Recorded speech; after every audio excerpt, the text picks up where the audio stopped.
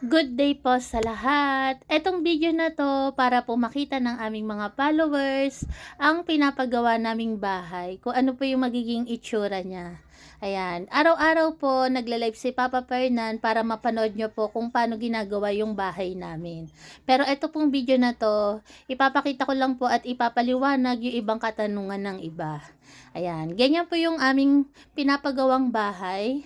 Ayan. Makikita nyo po mataas po yung sahig niya. Siguro po yung taas niya po hanggang tiyan ni Papa Fernan. Mula po sa kalsada hanggang tiyan daw po ni Papa Fernan yung taas ng aming sahig. Tapos, ayan po yung labas niya. Ayan, pinapakita lang ni Papa Fernan. Ayang pinto na po na yan, maliit lang yan kasi daanan lang po yan papunta dito sa labas sa gagawin naming kusina. Kaya po maliit lang siya. Hindi siya nilakihan kasi okay na yon. Daanan lang po namin. Tapos ito po yung bandang likuran ng aming bahay. Meron po siyang firewall. Ayan. Sa nagtatanong po kung meron ba kaming firewall, kasi akala po ng iba nakadikit na yung aming pinapagawang bahay dun sa kapitbahay. At ayan pa po yung harapan ng aming bahay. Kung makita nyo po maluwag pa rin. Pwedeng-pwede pa rin takbuhan ni na barako. At yung puno ng papaya, malayo po siya sa tapat ng aming bahay. Kumbaga po nasa gilid na siya. Ayan po yung kabuuan ng aming lupa. Ayan. Kaya pag nandyan na po, malawak-lawak pa rin yung tatakbuhan ni na barako. Kasi yung mayero na po na yan, dati na po yan nandiyan. Ngayon po, gagawin na lang namin siyang receiving area, tapos yung kalahati po, kusina. Tapos dyan po banda, diyan kami maggagawa daw ng CR, sabi ni Papa Fernan. Kumbaga yung Poso Negro po, diyan. Kaya diyan po siya nagpapahukay.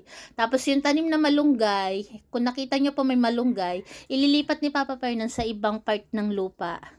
Ayan, makikita nyo po ang laki ng tinaas ng aming sahig sa magiging bahay. Hanggang tiyan daw po ni Papa Fernan yung tinaas ng sahig namin.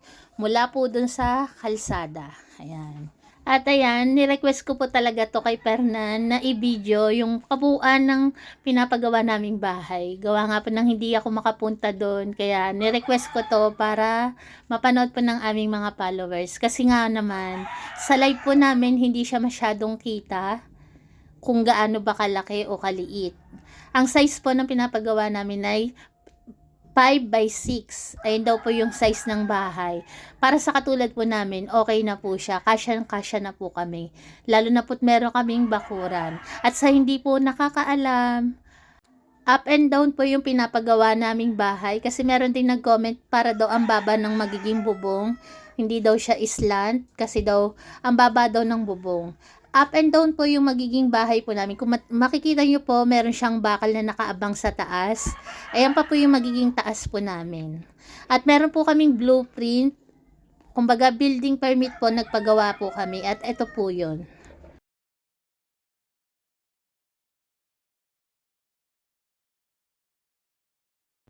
Ayan po yung plano ng aming bahay. Ayan. Bago po kami nag-start, kailangan po kasi merong building permit. Hindi pwedeng wala. Kaya may plano po talaga yung paggawa ng aming bahay. Para lang po to sa mga hindi nakakaalam. Kasi yung marami po nagsasuggest na maglagay kami ng second floor. Meron po talaga kaming second floor. At ayan po yung kabuuan ng aming bahay. Sa pintuan naman po may nabasa din ako na sana lakihan ng pintuan. Kung makikita nyo po, ayan po yung harapan. Malaki na rin po yung pintuan. Kasyang-kasya na po ako kahit sobrang taba ko.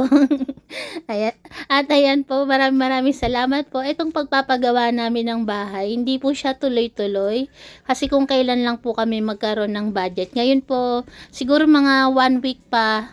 Tapos after 1 week po, stop muna yung paggawa. Mag-iipon po muna uli kami ng budget po namin. Kasi sa ano po, ipon-ipon lang ng budget, hindi po siya tuloy-tuloy. Kaya po, maraming salamat po sa lahat po ng followers namin na patuloy na pinapanood po kami.